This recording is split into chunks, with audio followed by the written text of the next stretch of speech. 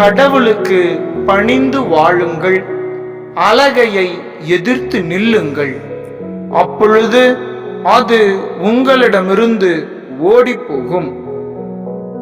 தூய யாக்கோபு எழுதிய திருமுகம் 4வது அதிகாரம் 7வது இறை திருவசனம்.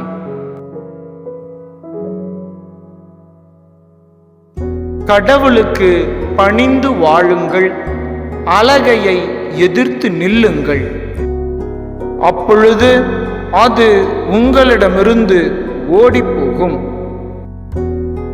தூய யாக்கோபு எழுதிய திருமுகம் 4வது அதிகாரம் 7வது இறை திருவசனம்.